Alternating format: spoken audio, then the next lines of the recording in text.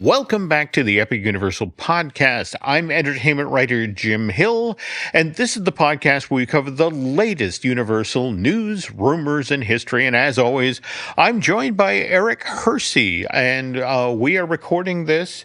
What is it, on March 3rd, third day of the third month? How is March going for you so far, Eric? Well, let's just put it this way. I have my son has his first ever sleepover, so there is an 8-year-old, two 8-year-olds upstairs. So we'll see how things go. If you have any idea of what that would be like, so it's a fun night tonight, and we'll see how many breaks we're gonna have to take for me to break up their battling and stomping and all that and whatnot. So.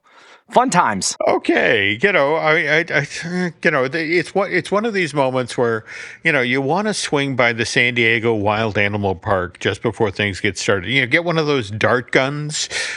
Just sort of if they get out of hand, you just yeah. take them down, then tag them and release them. You do have to explain to the parents the next morning. It's like, why does he have a number tag hanging from his ear? And it's like, well, long story. Mm-hmm. So yeah, instead. Lauren decided to give him Dr. Pepper, so that's the exact opposite.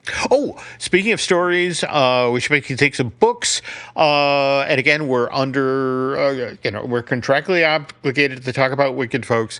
On Monday, I picked up a book. This book, Eric, is called Faces and Places of Oz, and it actually, it looks like it came out last year with the first Wicked movie. But the reason I bring it up is it's one of these things. I was just sort of paging through it, and it's like, oh dear Lord, this is literally what the folks at Universal Creative are going to have on their desks when they go to make the Universal land. I mean, if you look at this book, this is exactly what Mark Woodbury is talking about. It literally looks like a theme park you want to go to. Just they have this amazing section that shows all of the sets and things for the Emerald City, likewise Munchkin Land. And again, I'm just, do we have any news yet about what's going on with Poseidon's Fury? I mean, is it still behind construction walls? What's going on there? Yeah, I mean, the only thing that I've got recently was the bridge update, that they have the bridge that's leading over to Jurassic Park or into Hogsmeade. They've been working on that bridge. That's the only news that's really been coming up, but I haven't looked to see. I mean, most of the flyovers from BioReconstruct and so forth is towards the front of Universal with the Hollywood Drift coaster that's being built. So I haven't really looked at too much, but if you got a book, I mean, I'm sure they're happy that a lot of their work is already like there for them. They didn't have to go out and capture and get hands-on photography and so forth. It's like, oh, look right here. Just turn to page 7. No, that's it. I mean, again, you look at it and you want to go to this place now. But speaking, if you want to go to a place, you need tickets. And that reminds me of our sponsor, Be Our Guest Vacations. Are you planning your next adventure down to Orlando? If so, let the experts at Be Our Guest Vacation take care of the details. As a platinum level earmarked travel agency, they provide top-tier concierge services for trips to the Universal Orlando Resort, the Universal Hollywood Resort, which myself and the Herseys will be going to in a week or so, the Disney parks and cruises and more. So get started today with BeOurGuestVacations.com, and be sure to mention that the Epic Universal Podcast sent you. So, as I just mentioned in the ad there, Eric and Lauren and I and Miles and Hunter and Laney are headed out to LA next week, and we will be, the Hersey family making their very first trip to Universal Studios Hollywood. And in honor of that, you grabbed a lot of information related to the California park, right? Well, Jim, I'm kind of using you as a guide I had questions, and I'm like, you know what, we can build this into the news stories, and I can ask Jim some questions ahead of time to plan. So, yeah, I did grab some stories here. The first one was, and I knew King Kong existed, but the King Kong 360 3D, basically a part of the attraction, and that's part of the Universal Studios Hollywood tour. It's going to be closed until March 14th. and that means I'm going to miss it. And I don't know. I think there was an early episode that you weren't such a fan of this one. What is this? That's the thing. Is it like the one down in Orlando, but part of the tram where you go in and there's a 360 like screens and so forth? Yeah, and in fact, there's one moment I think in fact, I wanted to be in the tram car when this happened and watch Miles because there's this moment in the Hollywood version where you're under attack from the V-Rexes, and by the way, this is keys off really of the Peter Jackson movie. And so if you remember in the middle of that film, there was a point where King Kong was doing battle with 3 V-Rexes, which I guess are a combination of a Velociraptor and a T-Rex. Okay. But what was interesting is that, again, you're in a tram, you pulled into this thing, and as you're watching this fight go down, at one point, one of the T-Rexes separates one of the trams, and you literally see a tram load of tourists go over the side of this cliff and just disappear. And it was one of these things where it's like, I wanted so to catch Miles watching that, like, whoa, what just happened? Now, mind you, you're in a tram that's only 3 cars. There was no 4th car. That didn't happen. But it's a great sort of gotcha moment in this filmed attraction. I have to say the thing I'm not a fan of, and I say this with respect to Mike West, the former Imagineer, former member of Universal Creative who wrote Herd on it, is the Skull Island Reign of Kong thing at Islands of Adventure. Okay, yeah, that reads true. I remember you saying that. It was the exact opposite of what I was thinking. You like the tram, but what happened at Islands of Adventure? They kind of, it was like they made it into a casserole. They took the really good thing, and Hamburger helped it. They extended it and extended it. Now, don't get me wrong. When you come around the corner, and there's the giant Kong animatronic that is crazy good. I mean, that's a great button to the ride, but the whole, it's like, all right, let's do another scene with screens where people are carried away by giant bats. It's just sort of like, But again, all right, so this is closing. It comes back up on the 14th. And in fact, what's so funny is that if we switch now from when King Kong, there's the same story. Peter Jackson came within inches of making King Kong at Universal, and at the last minute they lost confidence in the project, and the project got put on hold. And Peter then pivoted to make the Lord of the Rings films, which turned out to be a good idea. Made a lot of money, and suddenly Universal was like, "Okay, we want to make your Kong movie." But what they did at Weta, when they had done all this work on Kong and the movie had not been made, and it looked like, this movie might never be made, in front of Weta, in front of the building, they actually made a giant Kong footprint in cement and signed it that Kong was here, as in we didn't make the movie, but Kong was here. And I bring that up because the next story that Eric has here is cement related, sidewalk related. What's going on here? Well, the sidewalk construction is now underway at Universal CityWalk Hollywood. So although that doesn't sound like it's tremendous news, I mean, it did hit a couple of the news sites, hence why I found it. So for those that are traveling out there, which is us, I figured it'd be worth noting, and then I have a couple questions, of course. But there is a long stretch of the sidewalk near the security checkpoint that is now fenced off. There's black scrim. Pavement appears to have been removed. So just your typical refurbishment. I mean, we all do that. There seems to be a palm tree with construction zone. It's wrapped in protective plastic gear. There was a splash pad that was temporarily blocked off, but then later in the day, the splash pad back was up and again running. So as you know, I'm not much of a spoiler. So like I know of CityWalk and I know of the tram tour and I know this, but I don't like to kind of watch too much ahead of time. I am not really sure how CityWalk works at Hollywood.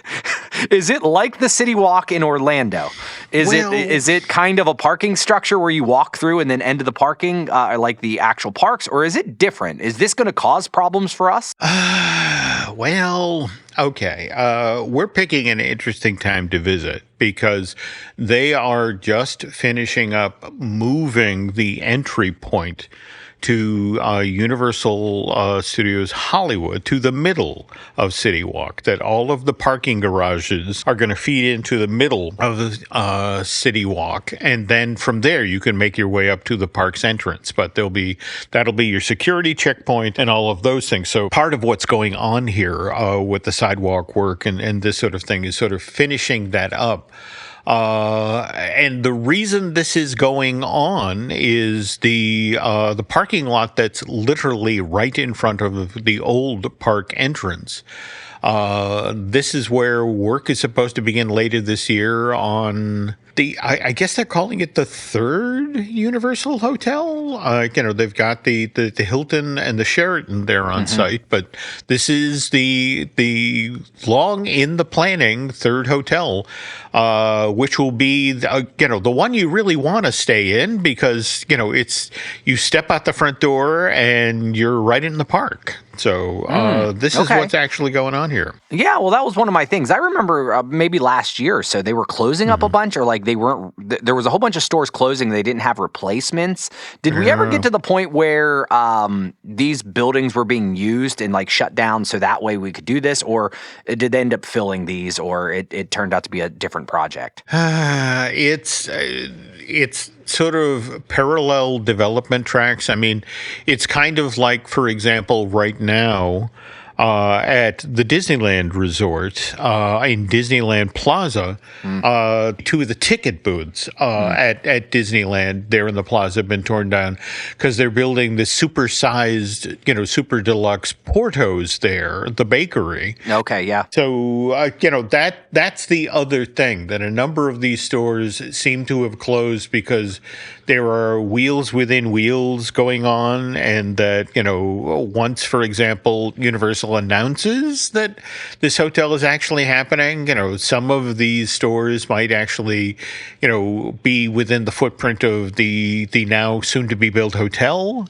So you get the idea that, that they, the square footage will be absorbed into a newer thing there at the Universal Hollywood, and again, they're going to start selling this as not just a theme park but a resort. Yeah, no, absolutely. Okay, well that was my excuse to bring up sidewalk construction to get questions out of you how CityWalk worked there. And we talked on last week's show about butterbeer season happening out in Orlando, but this is now a worldwide thing, really? Yeah, that was my question, Jim. It seems funny that I can't remember how often or when I talk about butterbeer with people. And I'm like, did we talk about it last week? I'm like, or was that just me at dinner time? I could not tell. But no, we did. And in fact, I think you and I were talking about how, every time I'm in Target now getting my Coffee Mate French vanilla, I look at the shelf just above it where they have the Coffee Mate butterbeer and the Coffee Mate zero sugar butterbeer, and I can't do it. I just can't do it. Yeah, and they don't have it here in West Virginia. And I was we were planning on how you could bring it to me, and we just can't make it work. All right, again, it's that whole thing at the TSA. How much fluid you can bring on the plane. You're not allowed to have butterbeer creamer on the plane. You're right. So I would argue it's not a fluid. It's just like anyone who's ever poured Coffee Mate. It's just the side of a solid. So, all right. Yeah. But this is worldwide, really. All of the Universal parks are doing this. And they're really pushing out a couple of the new products at different places. It seems to. I think they're obviously we're getting the waffles. That's the big offering this year. But I think there's a cookie sandwich, a cupcake, candy apple shortbread. And I think over in Beijing and Japan, they are introducing the cream puff, which I haven't had. I believe me, I have tried a lot of the butterbeer down in Orlando, but the cream puff sounds wonderful. But they're also now making merchandise, and that was one of the things that I was like, have it gone too far, Jim? I love butterbeer, I do, but I don't know if I'm wearing a butterbeer Spirit jersey. I mean, are we now cheering on? Is that like our favorite team? Do you think the merchandise is going to sell well? Yay, diabetes, go! I don't know. Yeah. I mean, just face it that it's Potter. It's merch. I think the thing that concerns me the most right now is that face it, the HBO new version of Harry Potter, which is, it's supposedly going to be a 7-year-long television series, that's got to be supported by brand new merch. It's a brand new take on the characters and the world. So, just you kind of feel for the Potter fans who just buy the stuff at the parks or go to see the show on Broadway and buy the stuff there. And in fact, Lauren made it to the Warner Brothers Harry Potter store in New York with her trip with Lainey last year, didn't she? Yeah, she did. And I think she met up with our friend Chris Cox there, and they shared a butterbeer, and they compared notes and so forth. And I believe I ended up getting some merchandise. She brought some stuff back that's butterbeer related, and she compared, but I'm gonna have to try it myself one day. But yeah, it's a big, I mean, I don't think it's a fourth house per se, but at least it looks to me like now you can, be a Slytherin or a Hufflepuff, or maybe now you can be a butterbeer. It seems like with their new jerseys that they're putting out there. And a very smooth transition there, by the way, because the next thing we're going to talk about, we're finally going to Orlando. And we have ice lollies that are themed to all 4 of the Harry Potter, the houses at Hogwarts, right? We do. So I have not tried an ice lolly, and I'm not going to lie. I've heard of lollies before, and it seems very, UK type of thing. So I did have to look up exactly what a lolly was, because Jim, you would assume it's a lollipop, right? I mean, that sounds to me like what we Americans would call it. But over in Australia or United Kingdom, lollies could be gummies or hard candies or chocolate bars in general. And then if you throw the word ice in front of it, it simply is a popsicle for us. Oh. So these ice lollies are essentially popsicles. So Hufflepuff is a pineapple and milk chocolate, Gryffindor is peach and strawberry, Slytherin is coconut and matcha, and Ravenclaw is huckleberry and grape. And they're individually wrapped in house-themed packaging, and you can find them at Eternel's Elixir of Refreshment in Diagon Alley, which I know that. I bought some dragon elixir before to help out Miles with that giant dragon on a building. But yeah, I thought it was interesting. I'm like, what is a lolly? Let's figure it out. Let's do a little bit of research. And does any of those kind of stand out for you, Jim? Would you give them a try? I have to admit that for the first time ever, I'm leaning Hufflepuff. That pineapple and milk chocolate, that sounds okay. On the other hand, Slytherin, coconut and matcha, but I guess if I had to default, I could go Gryffindor with peach and strawberry. But yeah, pineapple and milk chocolate, that sounds interesting. Yeah, that's my house. That's where I'd probably go from both levels. But yeah, I thought that was interesting to see. And if they're out there in Hollywood, I might just find myself trying one. Okay. Now, speaking of Hollywood, when we get back from this break, we're going to talk about one of Universal's biggest film franchises, and more to the point, how that came into the Universal parks. But before we do that, we do this. This episode is brought to you by Redfin. You're listening to a podcast, which means you're probably multitasking. Maybe even scrolling home listings on Redfin, saving homes without expecting to get them. But Redfin isn't just built for endless browsing. It's built to help you find and own a home. With agents who close twice as many deals, when you find the one, you've got a real shot at getting it. Get started at redfin.com. Own the dream. Kraft Mac and Cheese is better than 90s hip-hop. We'll remind you of your childhood without making you feel incredibly old. Kraft Mac and Cheese. Best thing ever.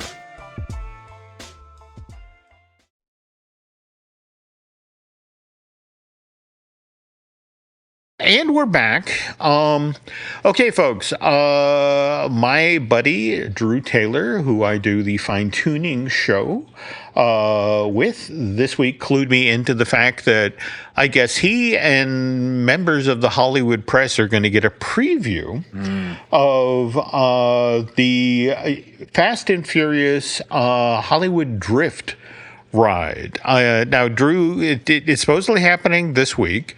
Drew didn't know if they were actually going to get to ride the thing, or they're going to walk them through the building, or whatever it was going to be. But this kind of put Fast and Furious on my radar for this week, and so I thought Eric and I would take a close look at this film series for Universal and the theme park attractions. But before we get started here, Eric, are you a fan of the Fast and Furious films, or? Jim, I saw the Fast and Furious in the theaters as a high school boy with my friends, and we then raced those cars back to our home establishments, moving entirely too fast. So, yeah, we were fans, and I'll tell you, there was not a single person I knew that didn't see it in the theaters and was like, "Oh, turbo! Now we're getting NOS. We're going as fast as possible." And yeah, I was scared to death. But but yeah, no, it's I have not seen a lot of the new ones. It is very, I don't know if I've seen it with The Rock and so forth, but I saw the original and probably some of the ones afterwards. But memory's a little foggy from back in 2001 and 2 and 3 and 4.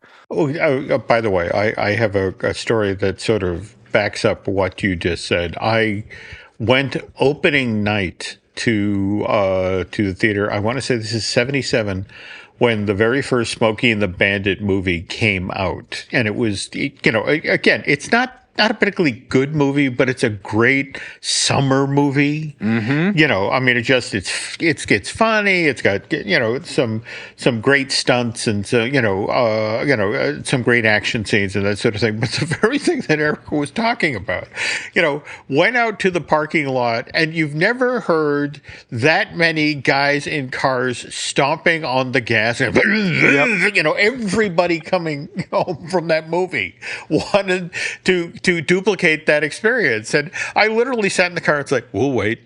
It's like, I'm not getting on the road with these crazies. Well, listen, we're simple creatures. We're very amused, easily influenced. Fast car. Oh, yes, we must try. Yes. Well, now it's so interesting to say that, because the first Fast and Furious film, the one that was directed by Rob Cohen, came about in a really interesting way.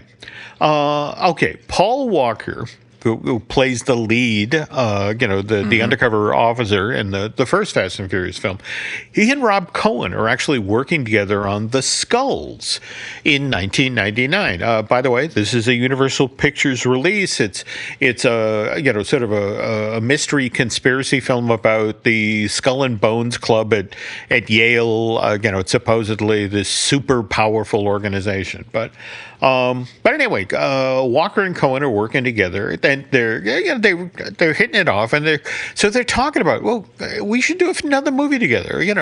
Let's look and see if we can find a project. And so Cohen asked Walker if he had his dream film project, what would it be?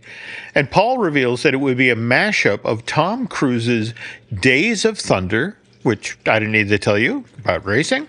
But also, have you ever seen Johnny Depp's Donnie Brasco? He made it with Al Pacino back in the 90s. Jim, yes, I have seen that. I can't remember much about it. Was it was it Undercover Cop, right? Or like a mob film? I definitely have seen it, but the memory is always escaping me with some of these. But I remember, big Johnny Depp fan back in the day, and in general enjoyed some of his films. Blow was one, I think, around that time that he had Blow, and that was a fantastic film that I enjoyed. I grew my hair long for that film. All right. Quite the fan. Okay, well, as it turns out, there's this writer, Kenneth Lee, who writes an article for Vibe magazine in 1998 about illegal street racing in New York City. By the way, you can read this online. It's called Racer X, And one of the aspects of this story deals with the 24th precinct in New York City, where between July and December of 1997, they handed out over 300 speeding tickets to guys who would do this illegal street racing. And evidently there was this stretch, 1 mile stretch of the Henry Hudson Parkway. That's a super busy highway right next to the Hudson River, where these cars would sometimes reach 160 miles an hour. And so Cohen, shows this Kenneth Lee article to Paul and goes, think about this. What if we do this, use this story as a leaping off for a movie, and you play an undercover cop who infiltrates this illegal street, racing gang? And Paul's like, yes, let's do that. And then things start to move really, really fast. So at this point, Neil Moritz, the producer, takes Cohen's idea to Universal with Paul Walker already attached. Universal immediately turns around and says, here is $35 million. We will let you make this movie with one condition. You have to shoot in L.A., not in New York, because it's cheaper to shoot here in Southern California. Right. But the really interesting part is that Vin Diesel's character, Dominic Toretto, it is based on a real street racer. His name is Rafael Estevez. And this is the part of this story. It came straight from the article in Vibe, Eric. When a kid, he fell in love with street racing because as a kid, he loved the Dukes of Hazzard. Watch this show on TV religiously, and it's like the Dukes pulled off, he's quoted in the article saying, Dukes pulled off also stunts, soared through the air, and they were always getting chased by the police, and the best part is they would always get away. Yeah. So what I love about this is finding out that we kind of owe the entire Fast and Furious series to Dukes of Hazzard. Oh, please have an Easter egg of Dukes of Hazzard in the new Hollywood Drift. Wouldn't it be great? Like if there was one car that was kind of designed loosely. I agree. Yeah, the General Lee. Yeah. That would be cool. But anyway, they film it in L.A. It winds up making $207 million worldwide on a budget of $38 million. In fact, remember they originally budgeted $35, but Universal, when they were looking at the movie, actually gave them more money. Like, we think you need to fix that character moment, or we think we need a stunt here. I mean, they were like, we really think this could do something, but we need you to make these little improvements. And there you go. It comes out that year in 2001. And it does super crazy well. But what's especially impressive about this, Eric, is when the VHS and the DVD come out in January of 2002, they sell especially well. Universal is looking at, wow, this is double dipping. We're definitely doing a sequel. So they begin actually prepping Too Fast, Too Furious. But they shift the story's location from LA to Miami and South Florida. And this was supposedly because Universal Pictures had been offered a huge tax incentive by the state of Florida to come there and shoot. And Paul Walker agrees to come back and do the sequel, where Vin Diesel opts out. He looks at the script and it's like, no. And the weird thing of it is they offered him $25 million to come back. Wow. And he still wouldn't. And he wasn't a big deal then yet. I mean, like this was his breakthrough movie, right? So this would have been his second major film, and he's like, no. Yeah, I mean, was he scared of being typecasted by any chance? Like a bald, handsome guy? I do not know what to tell you there. But again, I was just impressed that, think about it. The first film they greenlit for $35 million. And here for the second film, it's like, we will give you $25 million to come back. And he's like, nope. Wow. But anyway, they start shooting in September of 2002. It's out in theaters of June of 2003. Budget this time did creep up. Now it's $75 million, basically twice what they spent on the first film. But it sells $236 million worth of tickets worldwide. And so, and then September of that same year, once again, DVD and VHS version of Too Fast, Too Furious comes out. And home entertainment, again, it's telling management, oh my God, the guys who love this want to own it. We're selling crazy numbers of this. So we are going to make a third one, right? But here's the thing. They go to make the third one. And now it's Paul Walker who's like, I don't think I want to do this. And much later, Paul revealed that this had more to do with who was running Universal Pictures at that time, rather than the quality of the script of the people making the movie. But that's a story for another time. And this, they're looking for a gimmick, and they're like, well, look, we did LA for the first movie, then we went to South Florida and Miami for the second one. And how about this? Why don't we go to Japan?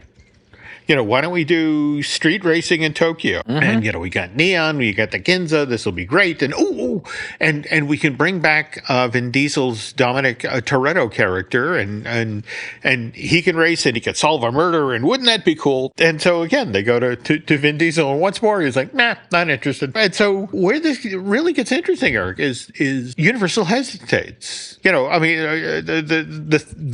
movie making side of the operation. Without a Paul Walker or a Vin Diesel being part of this, would people show up for a third Fast and Furious movie?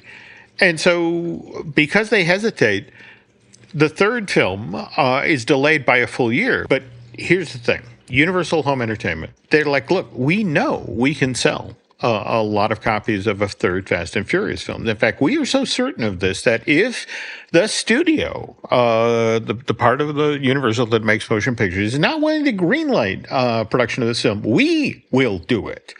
And again, this is Universal Home Entertainment saying that they will make Fast and Furious Tokyo Drift as a home premiere rather than a theatrical release. That's how confident they are in the film. They're going to take on Land Before Time. They're going to take them right on. There we go. And so, this kind of embarrasses the execs in the studio said, all right, okay, well, they get off the pot. So production of Tokyo Drift begins in Japan, August of 2005, and then finishes up in LA, November of that same year, 2005. But they now begin test screening the movie in the late winter, early spring of 2006. And it's determined that the third film in the series, solid, just needs something to get it over the finish line. And this is when they come up with the idea of bringing Vin Diesel in to do that 30-second cameo. Have you ever seen this, Eric? No. I'm so lost on all these now. Okay. I mean, I know of them, but yeah. So he does a 30-second cameo in this? At the very end, but the audience, again, it's suddenly the audience outside, for Smokey and the Bandit or the first Fast and Furious film again. It's, oh my God, Toretto's back. And they leave the theater all excited for Fast and Furious 4. And what's interesting is Diesel is willing to come back and shoot this cameo, but he doesn't want money. What he wants is for Universal to give him the screen rights to Riddick. Did you ever see any of the Riddick movies, Pitch Black or The Chronicles of Riddick? Oh boy, I've saw a little bit of The Chronicles of Riddick before, but yeah, no. So that's an interesting ask. Yeah, well, but again, what was interesting is that Diesel was convinced that Riddick was going to be his next big character. But the problem was when The Chronicles of Riddick came out in June of 2004 and barely covered its production costs, Universal was like, all right, we're not going to pursue this idea of doing these movies with the anti-hero. And so that's the thing. Okay? Diesel said, well, I think he's a good character. And so tell you what, I will do your cameo if you give me the screen rights to Riddick. And they did. And he's actually since shot 2 more Riddick movies. There was one just called Riddick that was released to theaters back in September of 2013, and a fourth one was shot back in 2004 on location in Germany, the UK, and Spain. And I guess at this point, Eric, it's interesting to wonder, are we going to get to see a fourth Riddick movie before we get to see the final Fast and Furious, which, by the way, we just found out last month is going to debut in theaters on March 17th, 2028. And which brings us to the theme park aspect of this franchise, which Eric and I will get started on talking about in a moment. But first, This episode is brought to you by Indeed. Stop waiting around for the perfect candidate. Instead, use Indeed sponsored jobs to find the right people with the right skills fast. It's a simple way to make sure your listing is the first candidates see. According to Indeed data, sponsored jobs have 4 times more applicants than non-sponsored jobs. So go build your dream team today with Indeed. Get a $75 sponsored job credit at Indeed.com/podcast. Terms and conditions apply.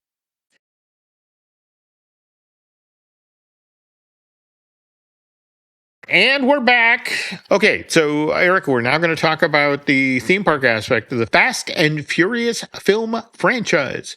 And again, this when this series initially got launched back in June of 2001, kind of modest. In fact, it was initially kind of modeled after what the Universal theme parks used to do with Knight Rider.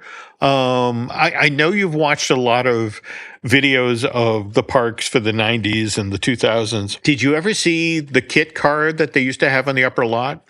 You drove by it, right? Is that the kit? Is that what you did? You drove by it, and did it talk to you? I'm guessing. Well, no. Actually, what they used to do, and this was really cool, was that, and this was in the early 80s when the original Knight Rider was on NBC from 82 to 86. But they had one of those sort of tricked up Pontiac Firebird Trans Ams parked on the upper lot with a door open.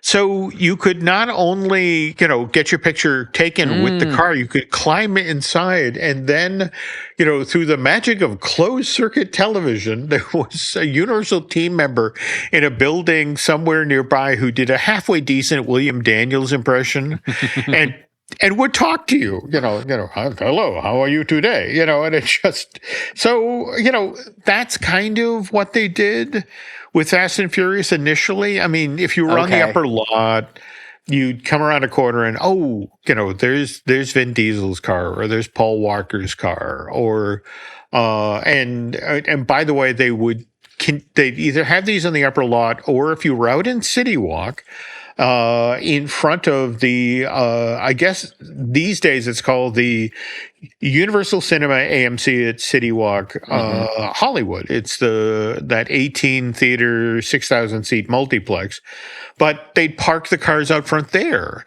And now, mind you couldn't climb in them, but you could get your picture taken, sitting on the hood or standing in front of it or that sort of thing. But all of this changed with Tokyo Drift.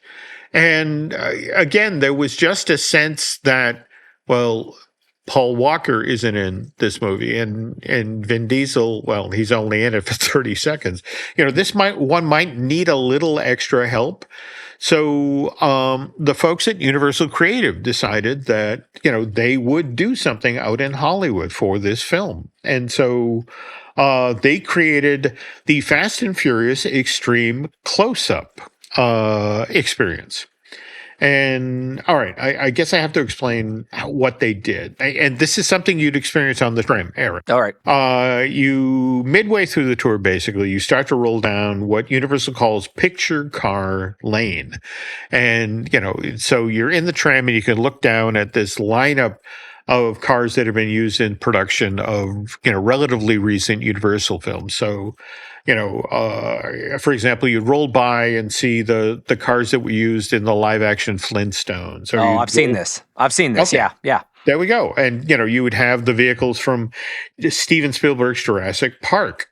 But what happens now is in the middle of this, you're told your tour guide goes, while we're here on Picture Car Lane, we're going to take a brief stop here at Stage 55, where one of Universal's stunt directors is going to demonstrate how those cars in the Fast and Furious movies move the way they do. And so you roll into this outdoor performance space where there are two sleek-looking race cars parked.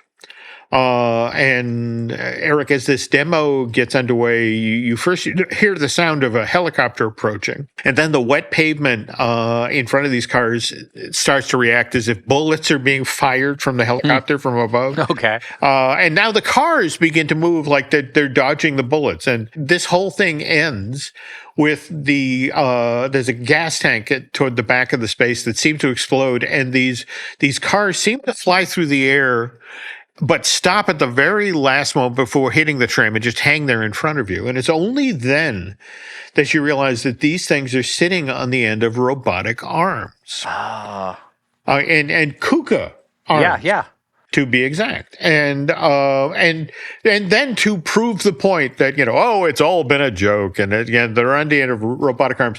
The cars now begin to dance in midair and then, literally wave goodbye to your tram before you roll out of Stage 55 so the next tram can get in there. And what I find fascinating about this, Eric, is, again, this is June of 2006. It's being done. In fact, that this extreme close-up experience opens within the same 2-week window of Fast and Furious Tokyo Drift opening in theaters. Okay. But Universal had only just gotten the theme park rights to KUKA arm technology. In fact, they beat Disney, which made Disney crazy. And this is the very same technology that just in 4 years in the future would make Harry Potter and the Forbidden Journey possible. That whole crazy flying bench thing that they do in that attraction is only possible through KUKA arm technology. But this is the thing of how determined Universal Creative was to help the Fast and Furious franchise in the theme parks. They were using this brand new, really expensive technology for this. And I'm not going to laugh. You could watch, there's multiple videos of Fast and Furious Extreme Close-Up online, on YouTube. You can watch this thing. It's the dumbest show. But again, it's a great demonstration of KUKA arm technology. It has little or no, real life application to how the movies are made. Listen, it just paved the way for wonderful attractions in the future, Jim. Well, there we go. There we go. But anyway, Tokyo Drift, again, comes out June of 2006. It's the most expensive of the movies to make to date. It's $85 million. It only sells $159 million worth of tickets worldwide. By the way, that's the lowest earner of the entire series theatrically. But to give the folks at Universal Home Entertainment credit, when Tokyo Drift comes out on Blu-ray and DVD in September of 2006, it's another monstrously big seller. And on the heels of that, Universal's like, okay, July of 2007, there's going to be a fourth film in the Fast and Furious series. And this time around, they went back to, both Paul Walker and Vin Diesel, and it said, okay, so we're piling up the money. Tell us when. And and they both agreed to come back for film number 4, which, by the way, doesn't have a number in it at all. It's just called Fast and the Furious. But that begins production February of 2008. It wraps production in August of that same year and will be released to theaters in April of 2009. And Eric, this is the film that basically reinvents the Fast and Furious film franchise. More to the point, it's the success of the fourth film that forces Universal Creative to go bigger when it comes to ride shows and attractions they are building, which are based on the Fast and Furious film franchise. And we will get to all of this in the next installment of this series. Beyond that, I think we should wrap up shop today for this episode of Epic Universal Podcast, because to be honest, folks, Eric and I have to pack for California, right? Yes, Jim, we must pack. We need to go see the Fast and Furious in person. We're going to get up close, not as close as Drew, but we'll get close enough to see what's going on with the new attraction out there in Hollywood. But I'm ready to hear this next part of the story and why we have this attraction coming our way. There we go. Okay, so again, that's going to do it for this week, folks. So if you have any topics or suggestions that you'd like Eric and I to discuss on future episodes of the Epic Universal podcast, please let us know and feel free to reach out through social media. And for now, that's going to do it for this week's show. Thanks for listening, and Eric and I will be back next week.